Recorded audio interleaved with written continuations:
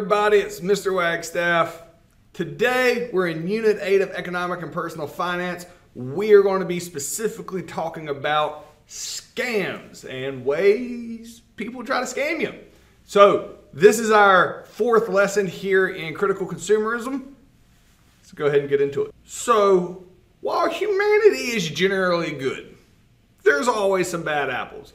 And the bad apples, because they're so infuriating, really seem to show up on the news all the time. And the news has a tendency to talk about it all the time. So it makes it seem like there's a lot more bad people on earth than there really are. But there absolutely are bad apples that you have to look out for, and they will present themselves as good apples. So today we're going to specifically talk about fraud and the way people are going to try to steal your money. So fraudulent solicitation literally means they are promising you one thing and they don't deliver on it. And generally the entire purpose of fraud or fraudulent solicitations is they're just trying to steal money from you. Money or services or property. They have no intention of actually being good on what they're offering. Now, how is that different than just being pickpocketed? Surely not. Now, a lot of these that we're going to talk about today, while a pickpocket comes up and just takes money from you, fraudulent solicitation is basically to be the equivalent of pickpocket being like, hey, you want to give me your wallet? And you're like, I don't know. They're like, well, I'll give you, I don't know, the Eiffel Tower. They're like, oh, cool. And then you give them your wallet for the Eiffel Tower, and then come to find out there's no Eiffel Tower there. So you like chose to give them your wallet, but under false pretenses, as opposed to them just taking it from you. However, keep in mind, their entire goal is to steal from you from the beginning, but most of these, if not all of these, are going to have to take some interaction on your part. So this is why you got to be aware in life on who you're communicating with and how you're communicating with them, because there is a lot of different types of fraud and the ways that you can get caught up and not realizing that you're in the fraud. So we're going to talk about the fraud types today and some ways to spot them. But the question here is, what is the purpose of fraudulent business practices? And it's not hard. They're trying to steal your money and property. That's the entire reason that these businesses would do this. They're like, well, they should get in trouble. They're not legit businesses usually, or they're pretending to be a legit business and then planning on dipping out and disappearing by the time people realize that they're not. So these are not on the up and up type businesses, but you don't know that at the time. So let's start talking about some examples. So pause me, answer this completely. Moving on. All right, let's start with telemarketing fraud and email phishing. So telemarketing scam has been around for a really, really long time, since the invention of the telephone, and especially since the ability to be able to pay people online. Telemarketing scams, they will call you and they will offer all types of things for you to sign up for. So I wonder, does anybody ever actually buy the extended car warranty that they call you all the time? I don't know. Like, I haven't even Googled that. I feel like that's a scam. It's got to be, right? If there's like a legit extended car warranty company out there, I would imagine the majority of them are not legit. Anyway, so talking about the old school ones that used to happen in the 70s and 80s, and before that was like chain mail. Anyway, let's talk about more of the current ones that you'll see, because that's the ones that'll pop up. The scams that'll appear on through phone calls. So what you will notice about this is you can kind of pick up on this when this happens to you. Hopefully, if you're a critical thinker, which you should all be. This is much more common to impact and be successful with older adults, older Americans, purely because, from psychology, your fluid intelligence goes down to your problem solving ability, and not being able to catch the fact that it is a scam is more common with older Americans. So that's a lot of times who they attack. So you get a phone call and it's like, hey, this is a so-and-so at the so-and-so police office. Now, keep in mind, they now have technology that it's going to look like it is coming from the local police station, all right? So you answer it and they're like, hey, this is Officer so-and-so. And then it'll start getting weird. So you should buy into this. There's nothing now. They say, hey, you got to do something right now. That's probably not going to happen. Sometimes they will call and be like, hey, your cousin here is in jail. All right. You need to bail them out. If you pay right now $500, then we'll let them go. Otherwise, they're going to prison for 10 years. Like, normal, like we think about this, but when it's the police calling, you have high emotions, you're like, wait, what's going on? It might take you a second, you're like, this is a scam. And then the unconventional payment methods, they don't want you to actually send them cash. They either want a wire transfer, all right? They don't want you to come to the station and pay it. They want you to do it over the phone, all right? Which would, again, the weird stuff starts piling up. What they want you to do is they want you to go to Walmart and buy as many iTunes gift cards as possible, and then go like, either mail them or wire transfer. I don't know how they're supposed to, or tell them the number, I think, of them afterwards, and then they can redeem that for cash. These people usually aren't even calling from America. They're calling from another country. They also, you can't tell anybody about this because, you know, I don't know what their reasoning are. These things, you'd be like, I would never fall for that. You would be surprised. These people make money off of this, especially when they get older Americans on the phone and they get them to do this. They wouldn't be doing it if they weren't having some success. So if somebody calls you like that, and they leave a voicemail like, hey, this is Detective so-and-so, so-and-so, there's a warrant out for your arrest. You need to do this or that. Call me back right now. And then you call them back, and then they're like, all right, so they're on the way to arrest you right now unless you give me this amount of money. That's not, none of that is legit. So here's what's more common to happen to you now. Be careful about this, man. You get a text. The text, say you bank at BB&T. You'll eventually get a text from BB&T. I get texts all the time from Wells Fargo, from BB. I don't have accounts at those banks. They're just tested. Doesn't hurt them if I don't do anything, but it'll say, hey, your credit card account is down, or you have to sign in to change your password. Click here.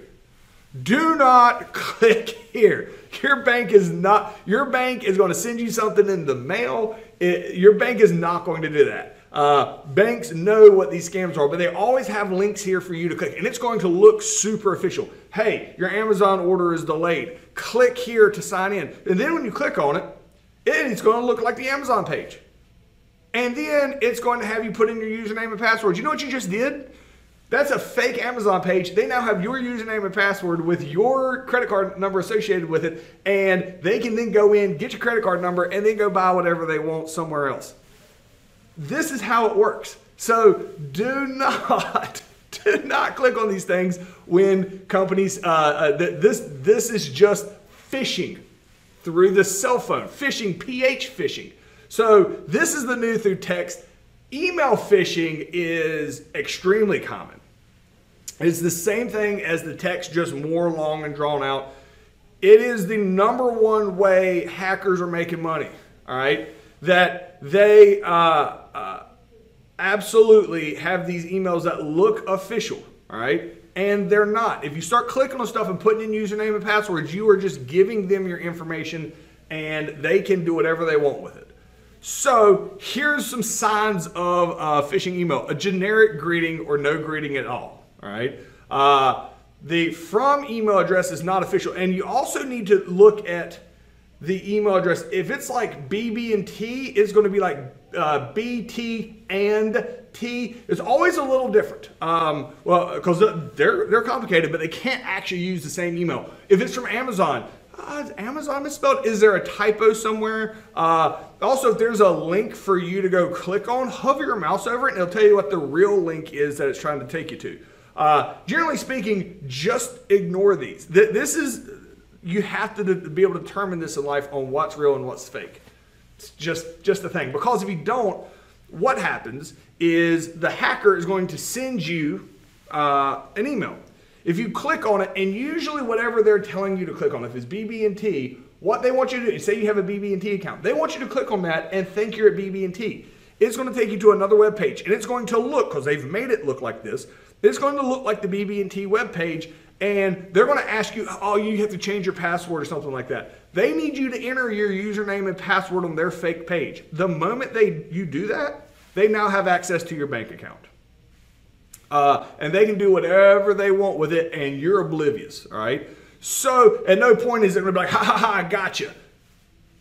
It's just going to stop, and it's just not going to work. And you're like, oh, this is weird. And then there's nobody to contact, and you're going to forget about it, and they're just taking your money out of your bank account as much as possible.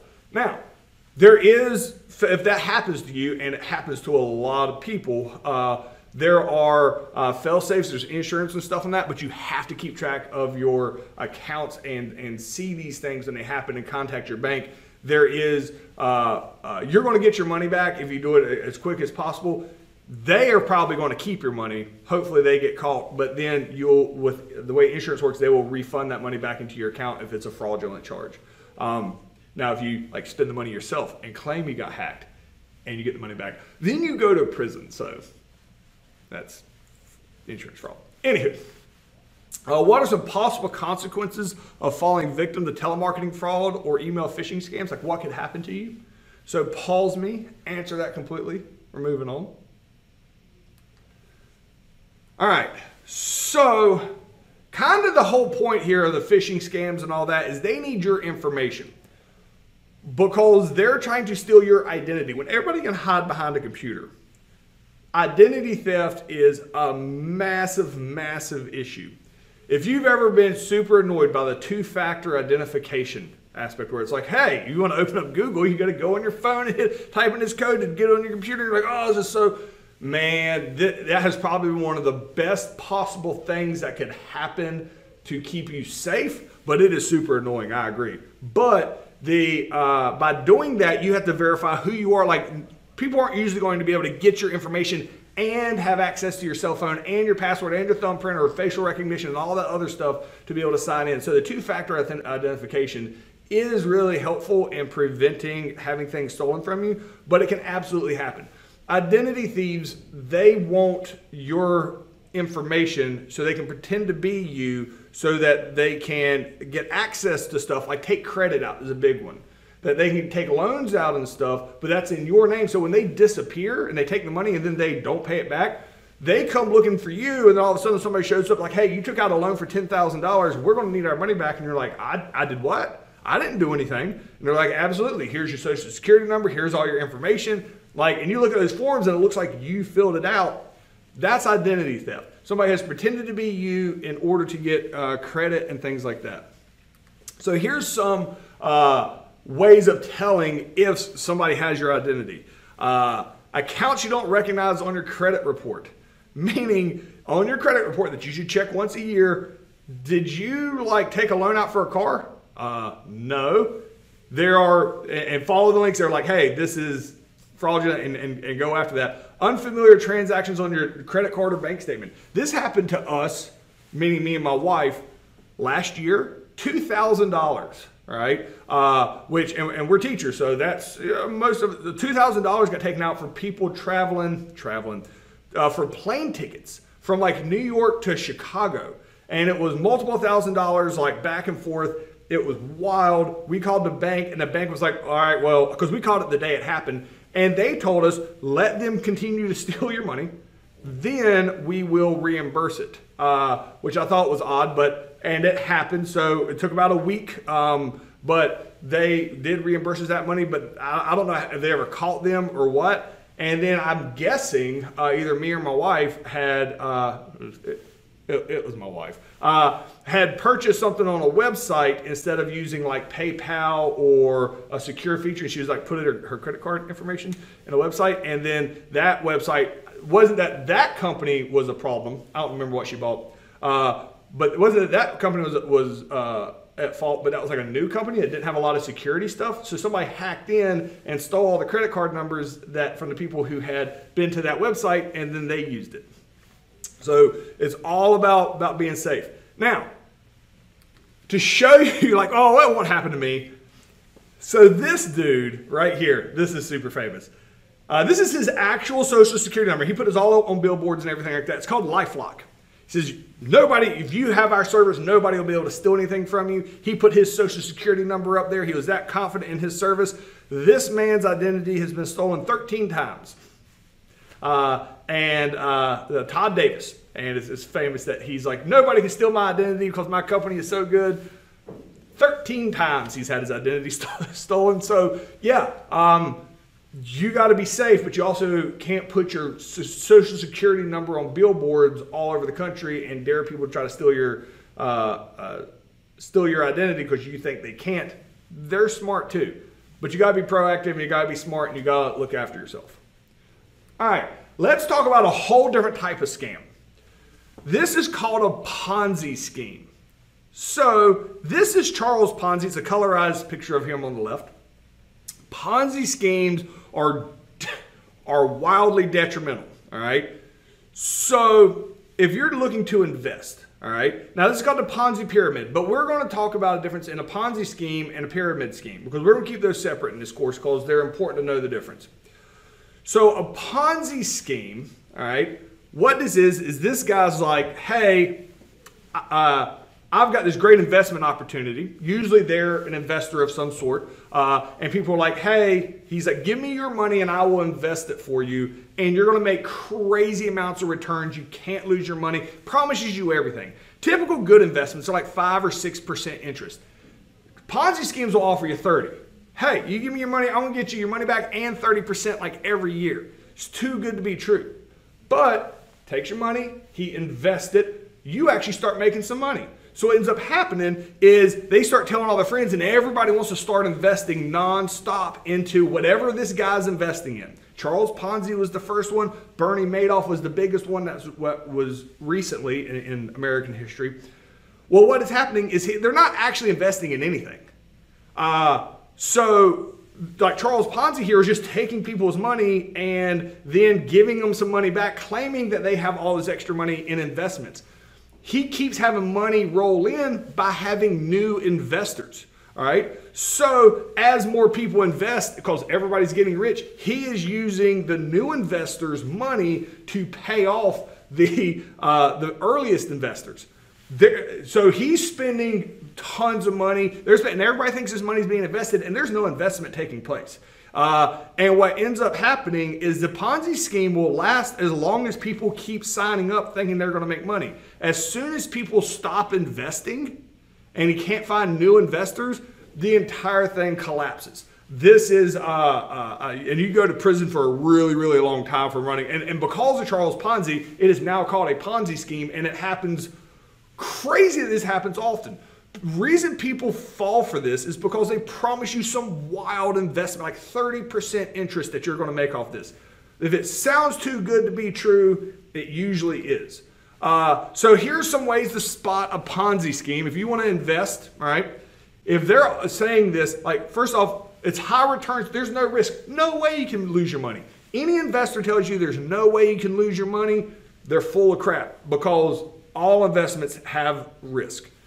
Guaranteed return on investment. You're guaranteed a certain percentage. They have no idea what the market's going to do in a real one. You can't guarantee in advance how much money you're going to make back unless it's all a scam. If you don't know the owners, the corporate officers, like, hey, I'm investing with this dude, Charles Ponzi. Who do you work for? He's like, don't worry. There's people. There's a lot of people. It's a whole big thing. But you don't have any idea who they are or what the company it is. There's also always going to be pressure to reinvest. Like, hey, you just tripled your money. I can give it to you right now, or I can put it back in. You're going to have quadruple your money next month. So you never actually pull your money out because it doesn't really exist. And it's like, and you got to bring in new investors. It's how this works. We're going to pump up the stock. Everybody makes more money. And it's also unregulated. Like, hey, is it, is there over the SEC looking at it? It's like, oh, we don't need them. They just get in the way. All those things are signs of a Ponzi scheme. Again, if it sounds too good to be true, it usually is, and it collapses when there's no more investors. So, pause me, answer that completely. We're moving on. All right, so I wanted to keep a Ponzi scheme and a pyramid scheme separate. You will see them sometimes used interchangeably because a Ponzi scheme is kind of like a type of a pyramid scheme. But I wanted to clarify the difference here. So a pyramid scheme, all right, so the big difference here with pyramid schemes and Ponzi schemes is a lot of times pyramid schemes actually have a product of some sort that they're pretending to sell, not just straight investments. So Ponzi schemes are always investing, like making money off your money. Pyramid schemes usually involve selling a product. Now, all pyramid schemes are illegal. Ponzi schemes are illegal. But, and we're going to give some examples here, if you are classified as a pyramid scheme, you are illegal. And we'll talk about the term here, it's very important.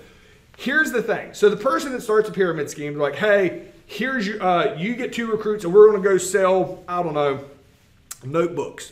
All right. And they're like, all right, but here's what's going to happen. These notebooks are really good. You, since I've recruited these 2 people under me, you all have to go get 2 people under you. So it keeps spreading out and making more and more. Here's the deal with pyramid schemes. The more money, the more notebooks you sell, the more money you make. However, you have to pay whoever recruited you. So if you come into a pyramid scheme, you're selling something, making money, but you also have to pay most of that money to the person who recruited you. So how do you make money? You recruit people. And then if they recruit people and they recruit people, and the more levels of this pyramid happen, the more money you make. So the main focus of a pyramid scheme is recruit more people. And the person at the top makes the majority of the money, and the people at the bottom make almost none. Now, if you're not really selling a product, and it's all trash and everybody's just trying to recruit and not actually sell any products, that's a pyramid scheme, and that's wildly illegal. If you're like, wait a minute. My aunt, she does something that sounds a lot like that, all right? She works for Mary Kay or Scentsy or Avon, and that's exactly, they're trying to recruit people, you pay up, that's called multi-level marketing, and it is not a pyramid scheme. I say quotes, it's not illegal. People make legitimate money off Mary Kay, people sell Scentsy, and they make money off of that. Avon, the same thing. This is not a pyramid scheme because it's not illegal. So it is not called a pyramid scheme. It is called multi-level marketing. Here's the big difference of whether it's illegal or not. Does Mary Kay, does Scentsy, and does Avon actually sell a product? Yes.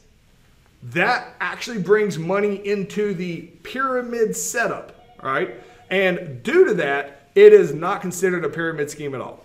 It might be formatted the same way as a pyramid scheme, but because it is a legit business, it is called multi-level marketing. Now, if you're multi-level marketing, it is awfully close to looking like a pyramid scheme. There is a lot of government oversight over this to make sure it doesn't slip from being multi-level marketing to a pyramid scheme. But I want to use these companies down here below. Those are legit companies that dot all their I's, cross all the T's. They're not pyramid schemes, even though they're designed just like pyramid schemes. But they have a real product, they make real money. That is why it's legit. But the format is very much pyramid schemish. All right, so let's talk about another one. Fraud, false advertisement. This is not what I'm talking about. You go get, this is what's advertised on the menu at a burger joint, this is what you get. That's not really what I'm talking about with false advertisement. Fraudulent false advertisement is trying to just straight tell you lies to buy you their product. This, you know, advertisements are going to put it in the best possible form. Telling you that smoking is healthy and that doctors recommend it, and it's super easy to throw big tobacco under the bus now because, as we've talked about in previous lessons, billions of dollars they've had to pay out for lying about this. This is false advertisement. So the government really regulates this, and you're probably not going to fall a ton of victim to false advertisement because people are really aware of when something is just straight false advertisement. But companies try not to do it because there is so much government regulation now. But false advertisement is literally just pretending to be something you know you're not. So the question here is, what is the key difference between a Ponzi scheme and a pyramid scheme? So in a Ponzi scheme, keep in mind, you keep having new recruits, but that you're not paying the people that recruit you kind of thing. It's like Charles Ponzi, he was the one that was doing most of the recruiting and getting people in. They weren't paying off different levels here. Pyramid scheme pays off different levels, and you have to pay the people that recruit you. And a Ponzi scheme, that's purely an investment thing. Pyramid schemes can sometimes have a product associated with it. So pause me answer that completely. We're moving on. All right, now let's talk about the bait and switch scheme, and you're going to see this all the time, and this is very frustrating. This, borderline, is it illegal or not? Depends on the situation. Basically, when you're promised something, and then at the very end, when you're like emotionally connected to this thing you're going to buy, they switch it on you. Very common, very frustrating. There is regulation on this, but businesses will still push the envelope all the time on how much they can get away with here in the legal aspect. Let me give you some very common examples of bait and switch. Car dealerships are notorious for this. $0 down, $99 a month, 0 down, like you hit rock bottom, everything's fantastic, but you get there, and then there's a tax fee, title fees, all these extra fees, and then it's like, oh, well, this is the car we're selling for $99 a month. That's not here. This one's for $179 a month. Actually, it's $300 a month. And once you're in the door, and you know, in psychology, we actually call this the foot in the door technique. In economics, we refer to it as the bait and switch. That they got you there, now they're going to start like upselling you on everything else. They promised you one thing, but once they have you where they want you, they switch around for something else. Car dealerships, especially used car dealerships, actually dealerships in general are notorious for this. They advertise one thing, they get you in there, and then the price just, as you look at it, just starts going up way more than is advertised. Vacation packages commonly do this. Deals under $500. Cool. But then once you get like, hey, we're going to go on vacation for $500. No, you're not. By the time you start looking at what extra prices cost, travel from the airport to the hotel, extended night stays, late checkout, all these things that start coming in. And this is only, like on Christmas Day or some day that you're not clearly going to be there. So vacation packages, deals under $500, commonly once you start clicking on it, you realize when you actually want to go, premium times, flights, all that stuff really increases the price.